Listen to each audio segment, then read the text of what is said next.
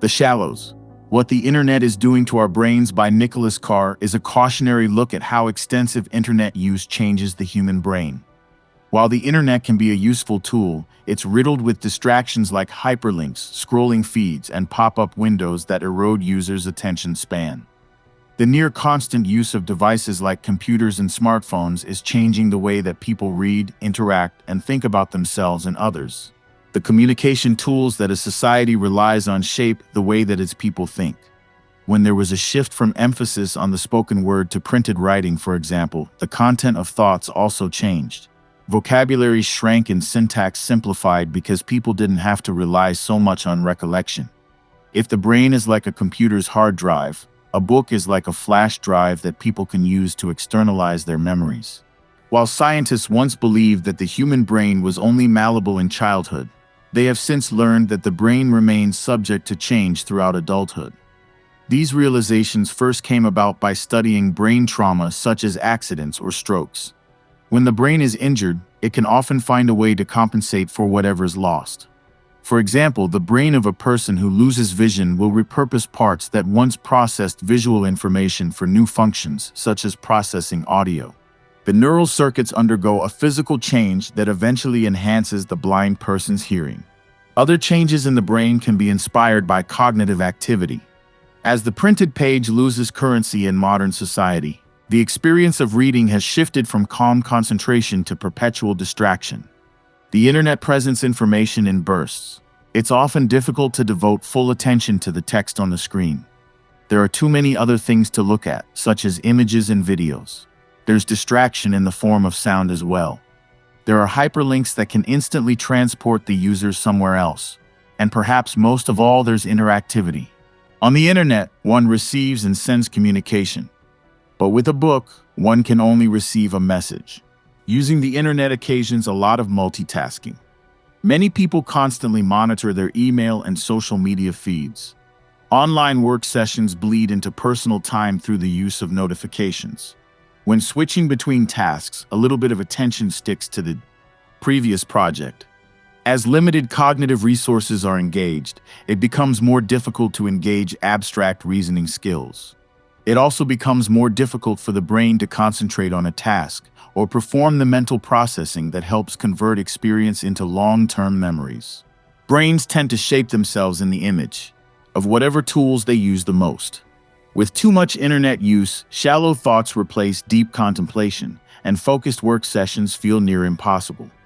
Extensive online use has become such an ingrained part of most people's lives that the detriments escape their notice. The next frontier of technology is likely artificial intelligence, but AI may not look quite like what society has imagined. Since frequent computer use has changed the brain, it stands to reason that the depth and tenor of human emotion will change as well.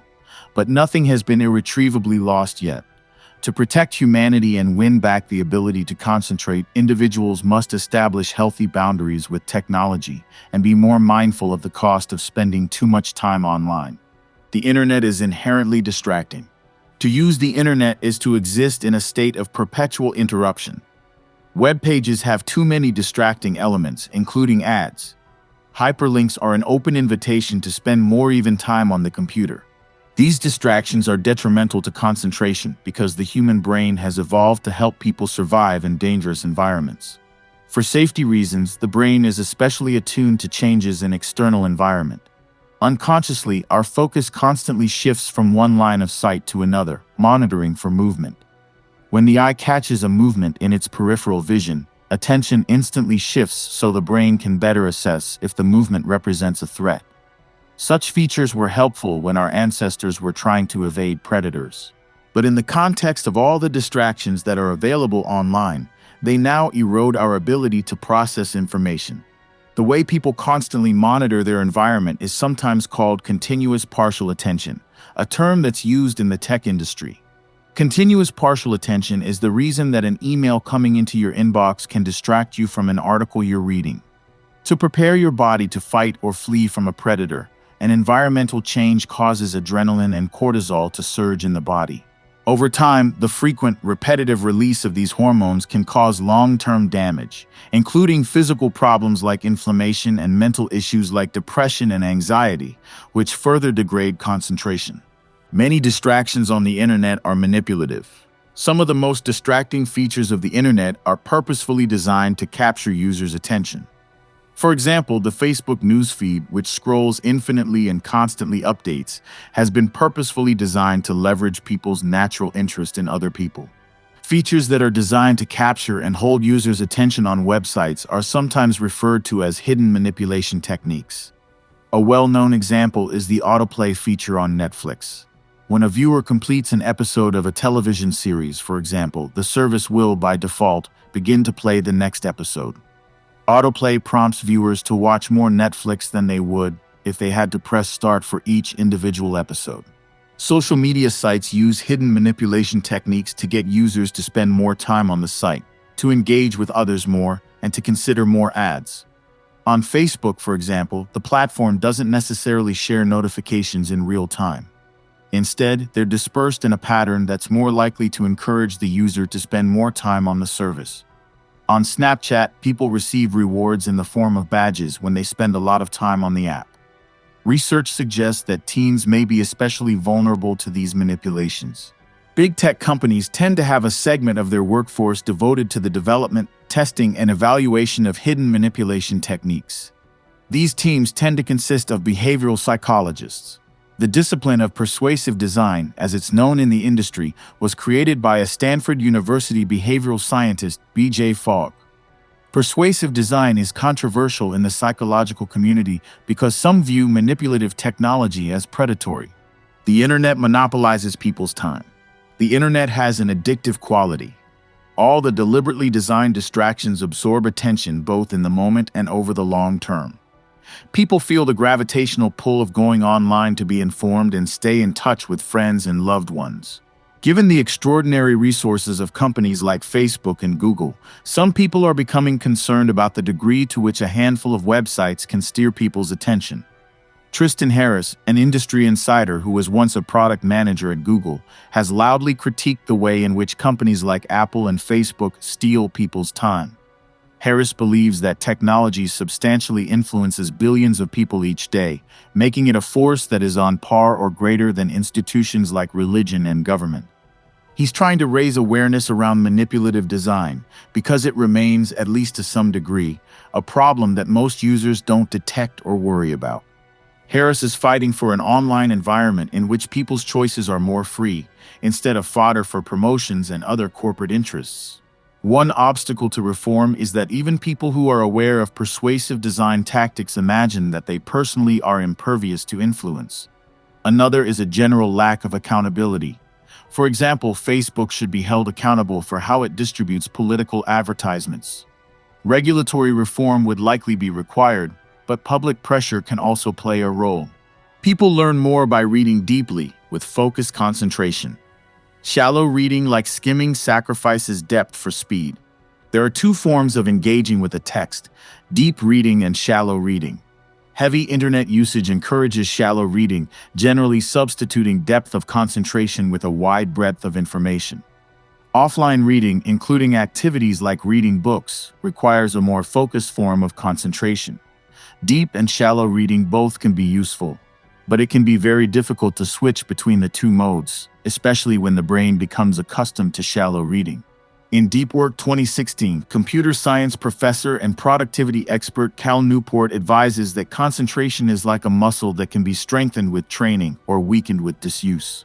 One of the best ways to train the concentration muscle, Newport argues, is by building a tolerance for boredom. He recommends that people resist the pathological urge to check their phones when they're waiting in line at a grocery store, for instance. With these small acts of willpower, the brain becomes more resistant to the constant distraction of the internet. Another way to overcome distraction is by setting firm boundaries during the workday around when the internet will be used.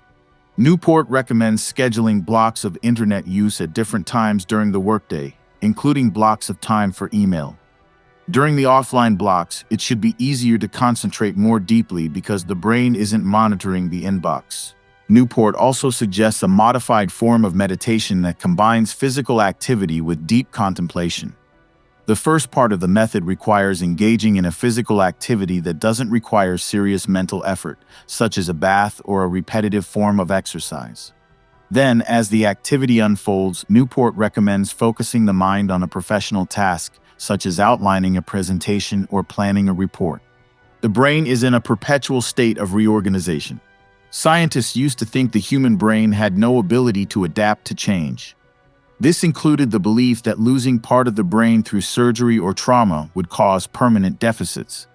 Advances in science have since shown that the brain has a remarkable ability to reorganize itself, a feature known as neuroplasticity. It's generally recognized that children have more neuroplasticity than adults, and that some features of the brain have more flexibility than others. But even these distinctions are becoming less clear-cut as science advances. One example is Tanner, a child who suffered from severe epileptic seizures. From the time Tanner was 4, doctors knew that he had a brain tumor. By the time he was 6, they had no choice but to remove the tumor despite fears that Tanner would suffer major cognitive and motor deficits in the wake of the surgery. The doctors removed large areas of the right side of Tanner's brain. He lost at least half of his visual centers, including the area of the brain that recognizes faces. But instead of losing the ability to recognize faces, Tanner's brain reorganized itself such that the job was reassigned to a different area. Magnetic resonance images periodically collected over 3 years after his surgery revealed growing activity in the brain as Tanner relearned the skill using the left side of his brain. Research on neuroplasticity plainly has stunning implications for how brains can reorganize after trauma. But the brain's malleability also means that it can change for the worse, which has disturbing implications. People have romanticized the internet's ability to make information widely available. The internet is changing society in ways that people don't necessarily perceive. There's a historical pattern in which, when a new medium rises to prominence, people tend to preoccupy themselves with the nature of the content or programming, and whether it's good or bad as opposed to the harm that the medium itself might cause. The content of the information that the internet transmits isn't necessarily a cause for concern. What's worrisome is more the mechanism and means through which the information is transmitted and how it impacts the way we think. A good illustration of this principle is how the internet has been regarded in education. There has long been concern among educators that economically privileged children who had easy access would eventually outperform their peers who didn't use computers as much. Children with an economic advantage were thought to cultivate technical knowledge and skills that would serve them well in life. As a result, there have been many educational initiatives in the U.S. designed to give economically underprivileged children more access to computers and the internet. There have been initiatives all over the country focused on stocking schools with ample technology and emphasizing the internet over traditional classroom-based learning. Utah, for instance, has an online preschool funded by the state. The assumption behind such programs is that internet content and access to that content is beneficial for learning purposes. But the perception that the internet is a boon to education is starting to change, as people inside the industry have come to recognize that extensive screen time is bad for children's brains. Parents with jobs in important tech companies are raising their children with strict limits on device and internet use. The new tech gap, then, is the idea that affluent families can afford relatively screen-free educations, whereas public schools continue to take the wrong-headed approach of trying to teach kids on devices like iPads. The internet is changing people's way of life. The internet has reshaped modern society. Snail mail has been largely replaced with email. Newspapers have suffered a huge drop in revenue, and many publications have shuttered. With the advent of smartphones, people became more dependent on portable devices for tasks that used to require research, planning, and face-to-face interaction. Tech businesses like Apple, Facebook, and Amazon have transformed the global economy. Common Sense, a nonprofit organization that tracks the way that technology is affecting the lives of children, has conducted surveys that suggest that smartphones in particular are causing major shifts in American families' day-to-day lives and relationships. In a 2019 survey, both kids and parents, who were surveyed separately, reported behavior that suggested the devices caused strain. Nearly 40% of kids reported that at least one parent is addicted to their device. 20% of kids with addicted parents reported that the addiction hurt their relationship. 28% of all parents surveyed felt that mobile devices damaged the parent-child relationship. A previous survey administered by Common Sense suggested that mobile devices were changing the way families shared communal activities like meals.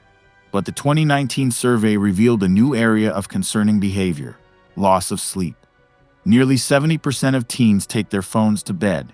About a third of teens sleep with the phone in the bed. 1 in 3 teens and 1 in 4 parents use their mobile device in the middle of the night. Many check their notifications, which disrupts sleep.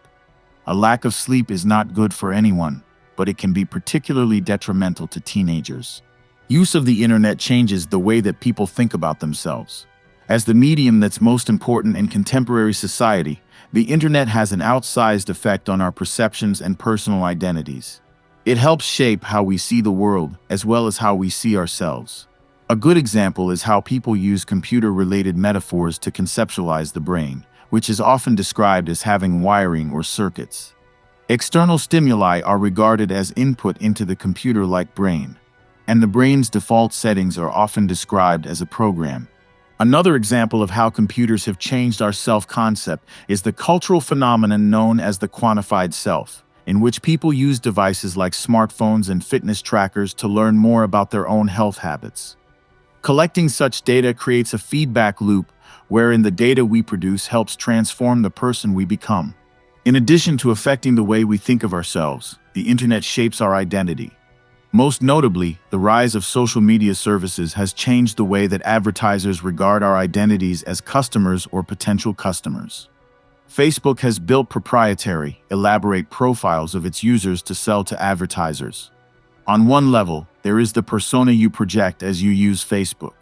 The photos you show people, the interests you catalog, the comments you make, and the things you like. On another level, there's the way in which Facebook analyzes this data to gain insights into shopping preferences, political opinions, and other information that you may consider private.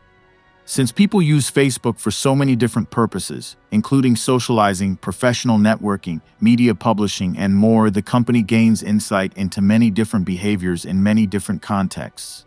The company then sells these insights to advertisers and other interested parties.